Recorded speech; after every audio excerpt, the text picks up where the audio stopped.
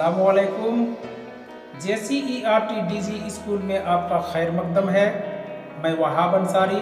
आज के इस वीडियो लेसन में 5वीं जमात की दरसी किताब इब्तदाई उर्दू का 5वां सबक लेकर हाजिर खिदमत हूँ और इस सबक का उन्वान है लड़का लड़की एक समान। तो बच्चों, बेटी और बेटे में जो फ़र्क किया जाता है इस सबक में उसकी तरफ इशारा किया गया है। तो आइए शुरू करते हैं। मुन्नी और गुड्डू भाई बहन थे। एक दिन मुन्नी ने आम के पेड़ पर चढ़कर एक आम तोड़ा। उसका मिट्ठू भी उसके साथ था। मुन्नी घर आई ताकि आम को अपने भाई गुड्डू के साथ मिलकर खा सके। माँ ने आम के 2 हिस्से किए, एक बड़ा और एक छोटा। बड़ा हिस्सा गुड्डू को दिया और छोटा मुन्नी को। मुन्नी को यह अच्छा नहीं लगा। उसने माँ से शिकायत की। माँ बोली, बेटी क्या तुम नहीं जानती कि लड़कों का हिस्सा लड़कियों से ज़्यादा होता है? क्यों? मुन्नी ने पूछा। इसलिए कि वह ज़्यादा मेहनत करते हैं, माँ ने जवाब दिया। यह सुनकर मुन्नी चुप हो गई। दोपहर में खाने के वक्त भी मुन्नी ने देखा कि माँ का ध्यान गुड्डू की तरफ ज़्यादा है। माँ ने उसे अंडा दिया था जो कि मुन्नी को नहीं दिया था। मिट्ठू को भी यह सब अच्छा नहीं लग रहा था। जब सब हाथ धोने के लिए बाहर गए तो मिट्ठू ने अंडे के 2 हिस्से किए और आधा आधा अंडा गुड्डू और मुन्नी की प्लेटों में रख दिया। वापस आकर माँ ने देखा तो मुन्नी से कहा, मुन्नी, अंडा गुड्डू को वापस दे दो। मुन्नी डर गई और अंडे का आधा टुकड़ा भी गुड्डू की प्लेट में रख दिया। अब्बा को यह बात अच्छी नहीं लगी।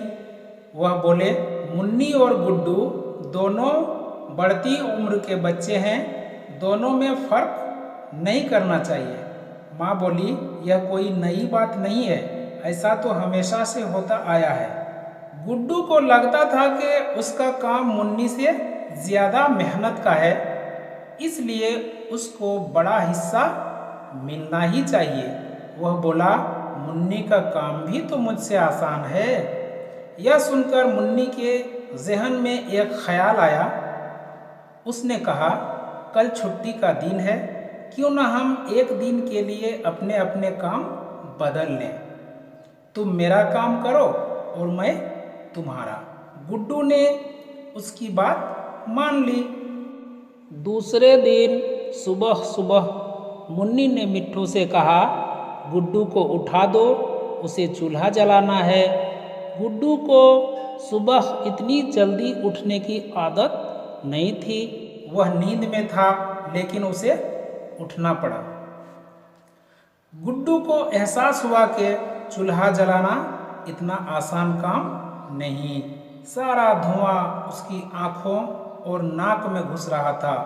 चूल्हा जलाकर उसने सारे घर में झाड़ू लगाई।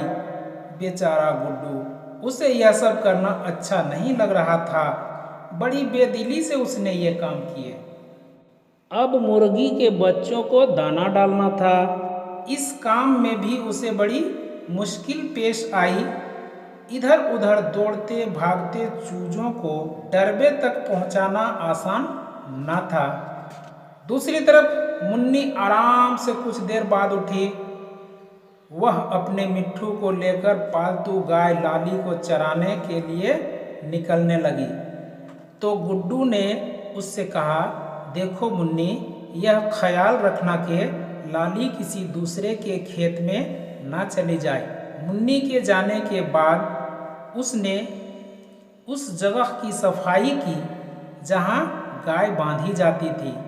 फिर अच्छी तरह हाथ धोकर बर्तन मांजने लगा। उसके बाद उसने घड़ों में पानी भरा। उधर मुन्नी ने गाय को चरने के लिए छोड़ दिया। उसने थोड़ी देर पतंग उड़ाई, कुछ देर छोटे छोटे कंकड़ों से खेलती रही। फिर एक पेड़ के साये में बैठकर आराम करने लगी। ठंडी ठंडी हवा चल रही थी। थोड़ी देर में उसकी आंख लग गई। अचानक मिट्ठू की टें टें से उसकी आंख खुली। वह कह रहा था, लाली गांव के मखिया के खेत में घुस गई है। मुन्नी लाली के पीछे भागी। लाली ने उसे खूब सताया। बड़ी मुश्किल से वह उसे पकड़ पाई। मुन्नी शाम को घर लौटी तो देखा गुड्डू बहुत थका हुआ है। उसका चेहरा उतरा हुआ था। उसे भूख भी लगी थी। माँ ने गुड्डू को दिन भर काम करते देखा था। उसे उस पर तरस आ रहा था। अब उसे लगा कि वाकई मुन्नी दिन भर कितनी मेहनत करती है। उस रात माँ ने मुन्नी को वह खाना खिलाया जो गुड्डू खाता था। मुन्नी की प्लेट देखकर गुड्डू की आंखों में आंसू आ गए। इतना काम करने के बाद यह खाना, उसने रोते हुए कहा। उसकी इस बात पर सब हंस पड़े। अब यह बात उन सब की समझ में आ गई थी कि खाने में दोनों को बराबर का हिस्सा मिलना चाहिए। दूसरे दिन गुड्डू जब स्कूल से लौट रहा था तो सड़क के किनारे अमरूद के पेड़ से एक अमरूद तोड़ा। घर आकर उसने आधा अमरूद काट कर मुन्नी को दिया और बोला, तुम बहुत मेहनत करती हो। उसने वादा किया कि अब वह घर के कामों में उसकी मदद किया करेगा। मुन्नी ने भी इस बात को माना कि गुड्डू का काम आसान नहीं है। मिट्ठू ने अमरूद के दोनों टुकड़ों को देखा और बोला, टें टें, लड़का लड़की एक समान। तो बच्चों आइए अब हम लोग इस सबक में आए हुए मुश्किल अल्फाज और उसके माने को देखेंगे। लफ्ज़ और माने। समान कहते हैं बच्चों बराबर को। ज़हन दिमाग। आँख लग जाना, सो जाना। चेहरा उतर जाना, चेहरे से थकन का पता चलना। और तरस आना मतलब हमदर्दी पैदा होना। तो बच्चों इस लेसन में इतना ही। अब वहाब सर को इजाज़त दीजिए। शुक्रिया। खुदा हाफिज।